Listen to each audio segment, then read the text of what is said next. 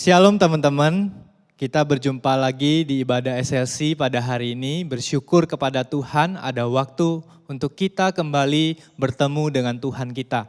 Mari kita mempersiapkan hati untuk ibadah hari ini. Kita akan membahas firman Tuhan yang akan dipimpin oleh Kak Siska. Mari sebelum masuk di dalam ibadah kita bersama-sama berdoa. Tuhan, kami bersyukur dan membawa diri kami di hadapan-Mu pada hari ini. Kami bersyukur Engkau membawa kami ke dalam ibadah online ini ya Tuhan. Hari ini kami datang ke hadapan-Mu dengan kehancuran hati dan mengakui dosa kami di hadapan Engkau. Layakanlah setiap kami ya Tuhan untuk boleh beribadah kepadamu oleh karena anak-Mu Yesus Kristus yang telah menebus setiap kami. Terima kasih ya Tuhan, dan biarlah kami terus mengingat penebusan-Mu di dalam ibadah ini. Ibadah pada hari ini kita mulai dengan mengakui bahwa pertolongan kita datangnya dari Tuhan yang menciptakan langit dan bumi. Dialah Allah yang merencanakan keselamatan melalui Yesus Kristus dan telah menyelamatkan setiap kita. Dan biarlah kuasa Roh Kudus-Nya memulihkan kita melalui ibadah ini dari sekarang sampai selama-lamanya. Amin. Selamat beribadah, Tuhan Yesus memberkati. Sebelum kita menaikkan puji syukur kita, teman-teman dipersilakan untuk bangkit berdiri. Kita akan mengikrarkan pengakuan iman kita, pengakuan iman rasuli. Aku percaya kepada Allah, Bapa yang Maha Kuasa, Khalik langit dan bumi, dan kepada Yesus Kristus, anaknya yang tunggal Tuhan kita, yang dikandung dari Roh Kudus, lahir dari anak darah Maria, yang menderita sengsara di bawah pemerintahan Pontius Pilatus, disalibkan, mati dan dikuburkan, turun ke dalam kerajaan maut. Pada hari yang ketiga, bangkit pula dari antara orang mati, naik ke surga, duduk di sebelah kanan Allah, Bapa yang Maha Kuasa. Dan dari sana Ia akan datang untuk menghakimi orang yang hidup dan yang mati. Aku percaya kepada Roh Kudus, gereja yang kudus dan am, persekutuan orang kudus, pengampunan dosa, kebangkitan tubuh, dan hidup yang kekal. Amin. Gunung batu dan kota benteng yang teguh, tangan yang selalu mengangkat kita tinggi walau badai menerpa. Demikian Yesus menjaga dan menjamin hidup kita. Bersama-sama mari kita naikkan puji syukur kita bagi Tuhan kita yang luar biasa yang tak pernah meninggalkan kita.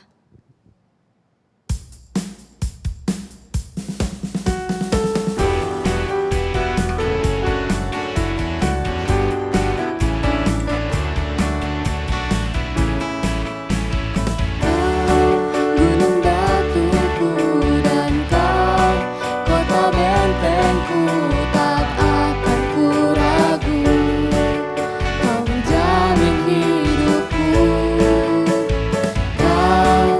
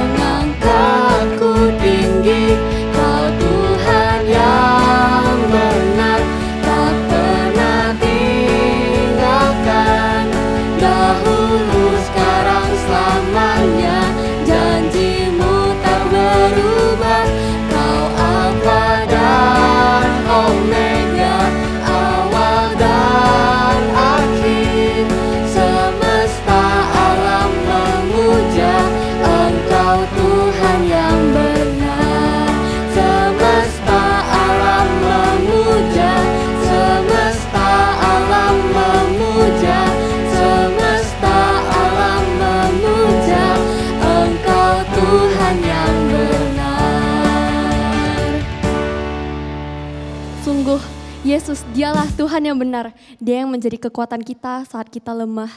Lamb of God, He is our all in all. Biarlah nama Dia dimuliakan.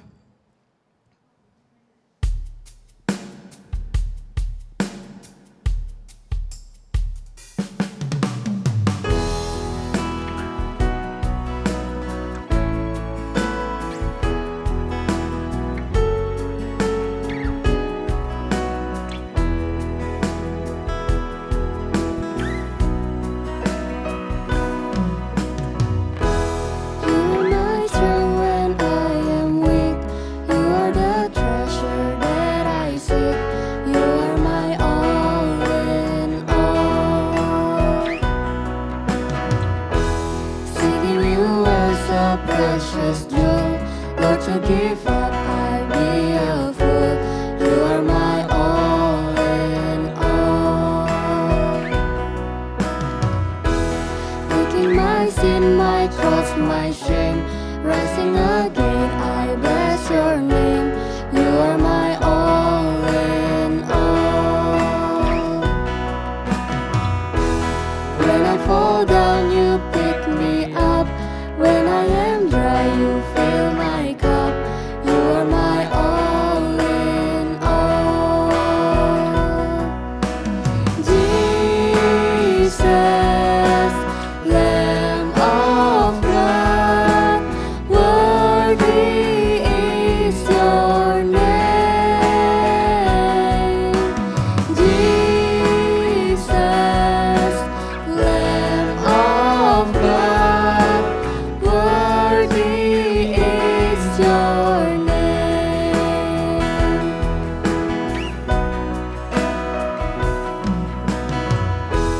You are my strength when I am weak. You are the treasure that I seek. You are my all in all. Seeking you as a precious jewel, Lord, to give up, I'd be a fool. You are my all in all. Jesus, Lamb of God, worthy is your name. Jesus, Lamb of God, worthy is your name. Jesus, Lamb of God, worthy is your name. Jesus, Lamb of God, worthy is your name. Worthy is your name. Worthy is your name.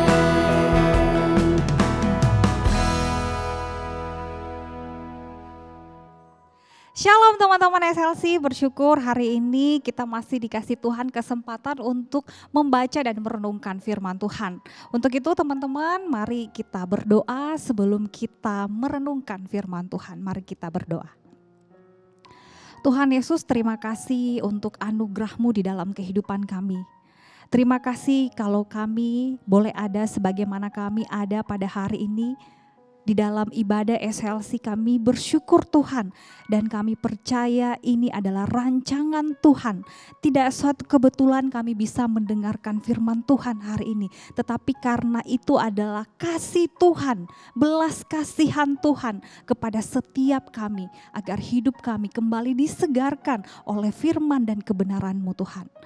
Tuhan, pada waktu ini kami mau serahkan ke dalam tangan-Mu. Biarlah Roh Kudus-Mu bekerja di dalam hati setiap kami. Supaya firman yang kami dengarkan Tuhan tidak berlalu begitu saja. Tetapi bisa mengubahkan kehidupan kami dan semakin memulihkan relasi kami dengan Engkau.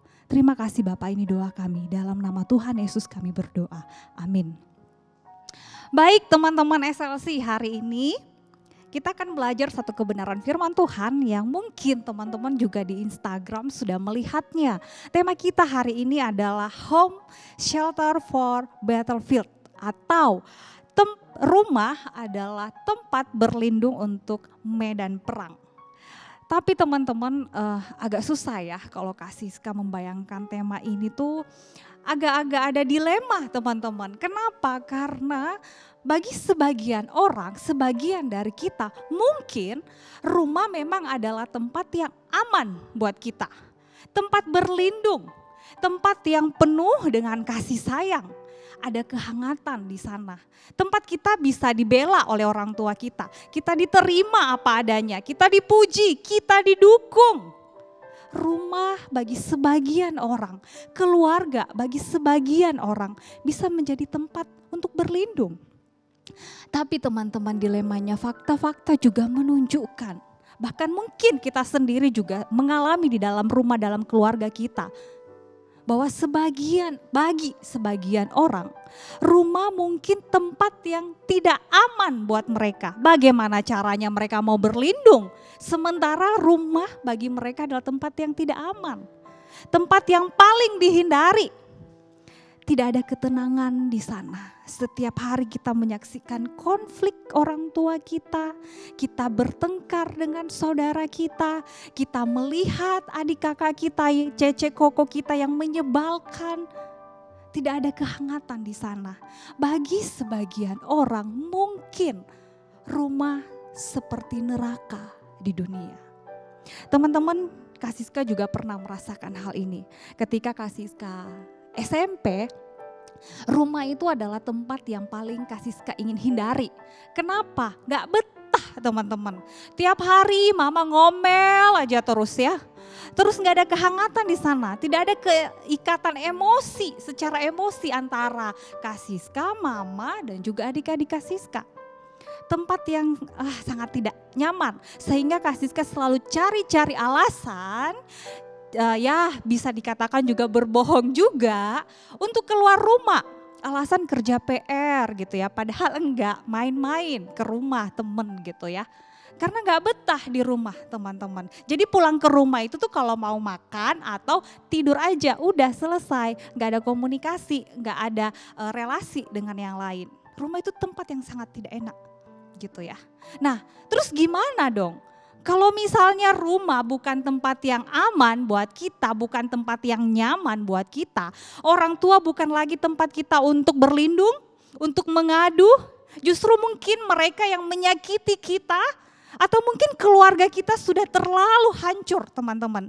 Nah di mana lagi kita bisa berlindung dan mendapatkan pertolongan? Ini pertanyaannya. Mari kita belajar teman-teman hari ini dari Raja Daud. Mari kita baca ya di Mazmur 27 ayat yang ke-10. Tapi teman-teman tetap buka Alkitab teman-teman karena kita akan nanti melihat ayat-ayat yang lain ya. Kita baca Mazmur 27 ayat yang ke-10. Kak Siska bacakan untuk setiap kita ya. Mazmur 27 ayat 10. Sekalipun ayahku dan ibuku meninggalkan aku, namun Tuhan menyambut aku. Itu kata pemazmur teman-teman. Nah teman-teman, kalau kita perhatikan dalam keseluruhan Mazmur 27 ini, konteksnya di sini ketika Raja Daud, ini yang nulis Raja Daud, kita bisa baca ya di Alkitab kita, ini dari Daud, dari Raja Daud. Ketika dia menulis ini teman-teman, konteksnya, situasinya Raja Daud sedang berada di dalam pelarian, di dalam persembunyiannya. Kenapa dia lari, kenapa dia sembunyi? Karena dia dikejar-kejar oleh musuhnya. Bukan cuma dikejar-kejar tapi ingin dibunuh oleh musuhnya. Sehingga dia bersembunyi. Nah ada 3 kemungkinan teman-teman ya, yang Kak Siska baca dari tafsiran. Ada 3 kemungkinan, mungkin Raja Daud ini sedang berada di dalam pelarian dari Raja Saul. Atau ketika di awal perang ya antara suku Yehuda dan suku-suku Israel yang lainnya pada waktu itu selama 7 tahun. Waktu itu kan bangsa Israel terus berperang gitu ya. Atau di dalam pelarian dari anaknya Absalom. Kalau kita baca keseluruhan kisah Daud, anaknya sendiri ini Absalom mengejar dia untuk dibunuh, teman-teman. Nah, di dalam konteks seperti ini, di dalam situasi seperti ini, Raja Daud menuliskan Mazmur 27 ini. Dalam keadaan yang seperti ini, yang tertekan, yang terancam, ingin dibunuh, teman-teman, mungkin kalau kita berada di dalam situasi seperti itu, kalau kita pikir-pikir gitu ya, mungkin kita akan merasa tertekan, gelisah, gak tenang, mau tidur tuh gak tenang gitu ya. Kita terus merasa terancam. Nah, mungkin teman-teman, dalam situasi keluarga kita juga, ketika mungkin kita mengalami kesulitan dan itu berlangsung lama, mungkin dari kecil sampai sekarang terus saja ada masalah, tidak selesai-selesai. Mungkin kita bertanya, Tuhan di mana? Apakah Tuhan marah kepada saya, kepada keluarga saya? Apakah Tuhan sedang menghukum kami? Kenapa Tuhan membiarkan ini semua? Kenapa Tuhan diam saja? Kapan Tuhan akan memulihkan keluargaku? Tapi mari kita lihat, kita perhatikan respons Raja Daud. Dia tidak seperti respon-respon yang tadi Kak Siska sampaikan. Di dalam situasinya yang sulit, tertekan, terancam, ingin dibunuh. Di dalam Mazmur 27. Kita lihat di ayat 1 sampai 6. Di situ dimulai dengan pernyataan keyakinan Raja Daud bahwa Tuhan adalah penolong dan perlindungannya. Kita baca ya, Kak Siska bacakan. Ayat 1 sampai 6. Tuhan adalah terangku dan keselamatanku. Kepada siapakah aku harus takut?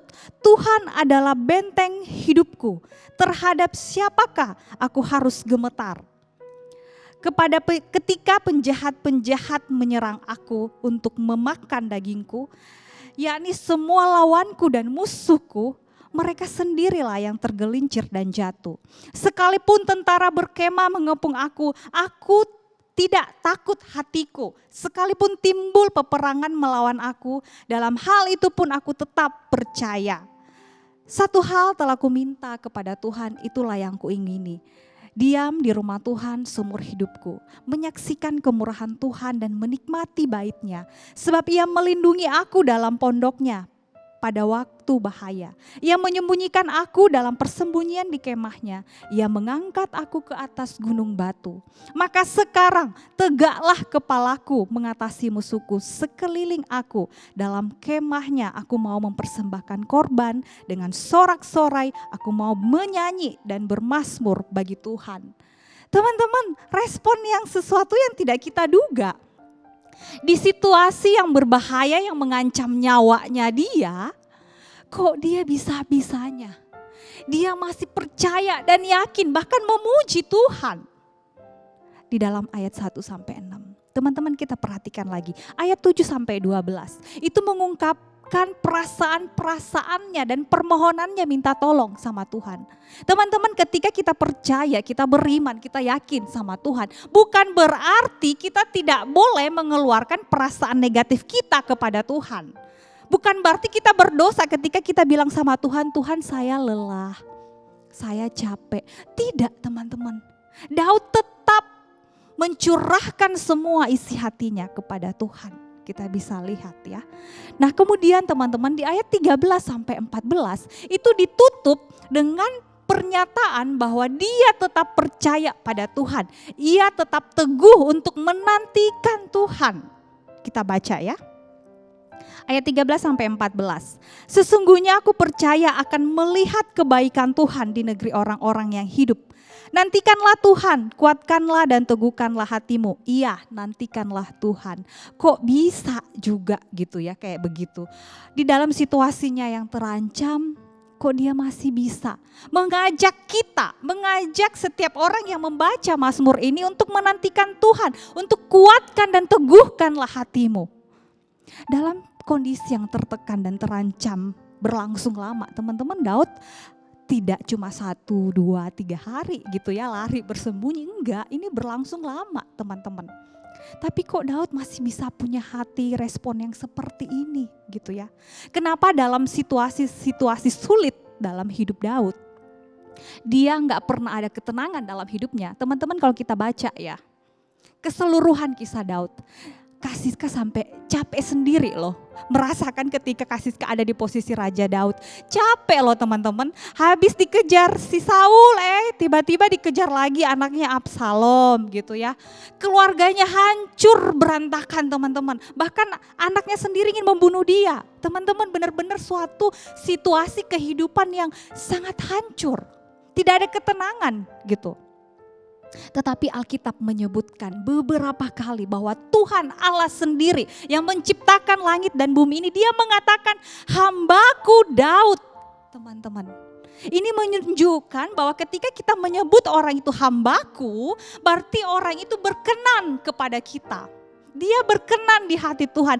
Kok bisa di dalam situasi yang sulitnya dia, dalam hidupnya yang hancur, Tuhan tetap mengatakan bahwa hambaku Daud, dia berkenan kepada Tuhan. Teman-teman, apa yang bisa kita pelajari? Kenapa bisa seperti ini? Teman-teman, pertama, kenapa Tuhan tetap menyebut Raja Daud ini adalah orang yang berkenan di hatinya? Kok Raja Daud ini tidak ikutan hancur ya? Di dalam situasi dan keluarganya yang hancur, dia tidak ikutan hancur. Kok dia tidak menyerah? Kok dia tidak putus asa? Kok dia tidak lari ke pelarian misalnya hal-hal negatif gitu ya? Dia enggak. Dia tetap berjalan lurus. Bahkan sampai Tuhan menyebutkan hambaku yang berkenan di hatiku. Karena teman-teman, ada satu hal yang merupakan kuncinya. Karena Daud terus mencari Tuhan. Di ayat 8 teman-teman, dikatakan bahwa hatiku mengikuti firman-Mu. Carilah wajahku, maka wajah-Mu ku cari, ya Tuhan. Ini menunjukkan relasi yang dekat dengan Tuhan. Ada kedekatan dengan Tuhan sehingga Daud mengenal siapa Allah itu, siapa Allah yang dia sembah. Kalau tidak ada kedekatan, kalau tidak ada relasi, kita tidak mungkin bisa mengenal pribadi itu tuh sampai jauh ke dalamnya teman-teman. Kita nggak bisa percaya, tetapi karena Daud punya relasi, dia dekat, dia tahu betul siapa Allah yang dia sembah. Sehingga di ayat 1-6 dia mengatakan keyakinannya pada Tuhan. Dia percaya Tuhan akan melindunginya dan menolong dia. Karena dia tahu ada Allah bersama dengan dia. Teman-teman, masalah dan kesulitan itu akan terasa sangat berat ketika kehadiran Tuhan tidak dapat kita rasakan. Masalah dan kesulitan itu akan terasa sangat berat ketika kehadiran Tuhan tidak bisa lagi kita rasakan. Daud tidak terjebak teman-teman di dalam keraguannya pada Tuhan, tidak. Daud tidak putus asa. Daud tidak tahu teman-teman apa rencana Tuhan, kenapa dia bisa begini, hidupnya kenapa seperti ini, Tuhan izinkan ini dan itu segala macam terjadi di dalam hidup keluarganya. Tetapi dia tetap mencari Tuhan. Sekalipun dia tidak tahu rencana Tuhan, tetapi dia tetap mencari Tuhan. Sehingga Daud bisa berkata di ayat 10, sekalipun ayah dan ibuku meninggalkan aku, namun Tuhan menyambut aku. Dia yakin Tuhan akan tidak pernah meninggalkannya. Tuhan akan terus melindungi dia.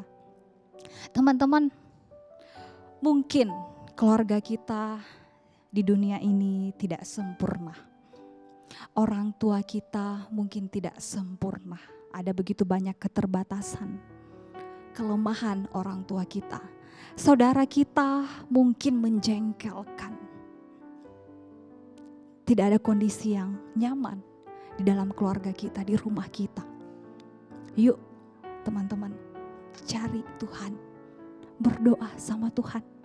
Curahkan semua isi hati teman-teman kepada Tuhan. Dia Allah yang bisa dipercaya kok. Dia Allah yang bisa kita andalkan kok.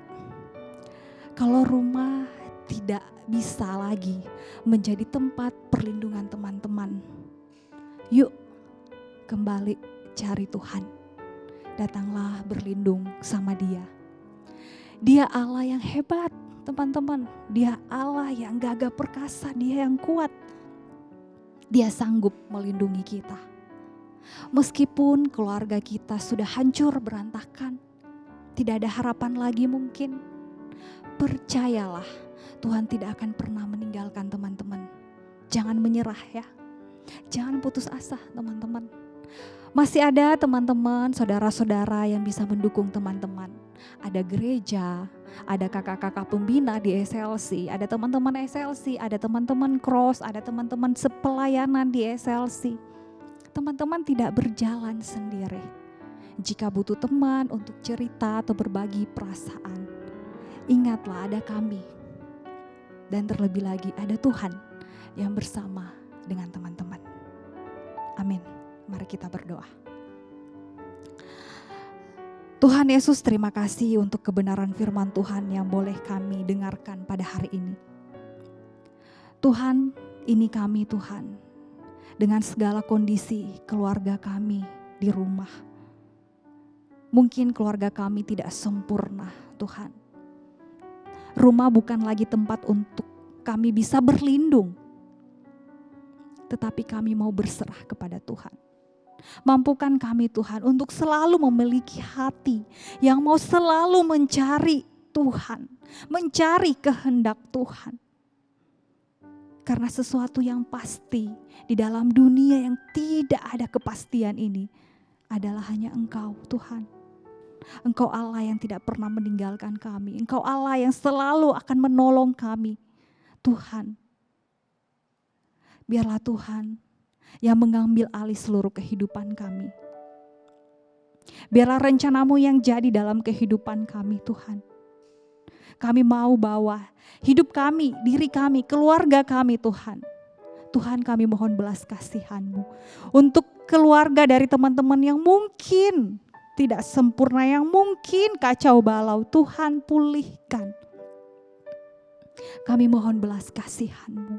Engkau pakai kami sebagai anak-anak Tuhan untuk menjadi berkat, untuk menjadi saksi Kristus di tengah-tengah keluarga kami yang tidak sempurna itu. Karena kami percaya ketika ada kasih Kristus di tengah-tengah keluarga kami, itu yang menyempurnakan ketidaksempurnaan keluarga kami. Tuhan, ini doa kami. Dan biarlah ya Tuhan, ketika mungkin keluarga kami masih dalam kondisi baik-baik saja, kami tetap bersyukur Tuhan. Karena kami yakin dan percaya itu adalah anugerah Tuhan. Itu karena kebaikan Tuhan, bukan karena kami baik Tuhan, tidak. Tetapi karena Tuhan senantiasa memelihara kehidupan keluarga kami. Kami tetap bersyukur dan biarlah ya Tuhan Kau yang terus memelihara. Terima kasih Bapa. Ini doa kami Tuhan. Di dalam nama Tuhan Yesus kami berdoa. Amin. Kita akan mengakhiri ibadah kita bersama kita naikkan pujian doksologi.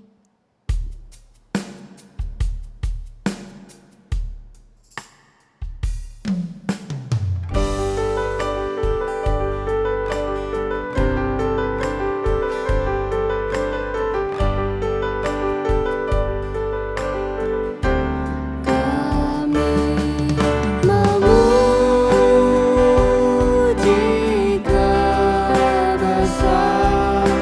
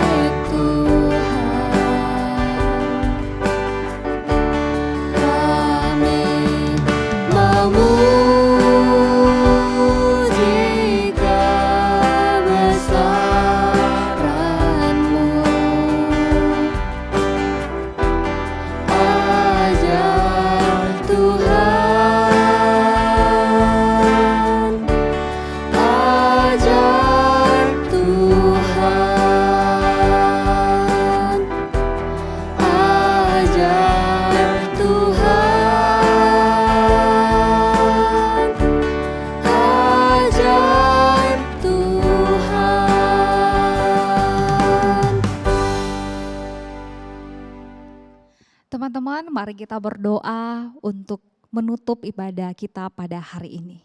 Mari kita berdoa.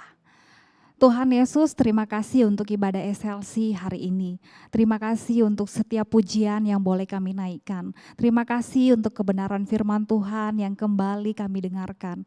Biarlah ya Tuhan, Engkau yang terus memelihara kehidupan kami sebagai anak-anak Tuhan di tengah-tengah keluarga kami, di tengah-tengah sekolah kami, dan di tengah-tengah lingkungan yang Tuhan sudah tempatkan kami. Terima kasih ya Tuhan. Hamba mau menyerahkan Tuhan teman-teman SLC dalam studi mereka, biarlah Tuhan yang berkati sekolah mereka, berikan mereka kemampuan Tuhan, ketekunan di dalam menuntut ilmu, sehingga mereka juga bisa menjadi saksi-saksi Tuhan melalui sekolah mereka Tuhan. Berkati mereka di tengah-tengah keluarga mereka, biar Tuhan berikan kekuatan Tuhan kepada setiap mereka, biar Tuhan juga terus memberikan kerinduan di dalam hati anak-anak Tuhan, anak-anak SLC ini untuk terus mencari Tuhan, untuk rajin berdoa, untuk rajin membaca dan menggali firman Tuhan, dan tetap bersekutu bersama dengan kami di ibadah SLC setiap minggunya Tuhan. Terima kasih Bapa, ini doa kami, dan teman-teman mari kita mengarahkan hati kita dan kita terima berkat daripada Tuhan. Kiranya kasih karunia, damai sejahtera, pertolongan, penghiburan dan ketenangan dari Allah Bapa, Allah Anak dan Allah Roh Kudus menyertai teman-teman dari hari ini sampai selama-lamanya. Amin.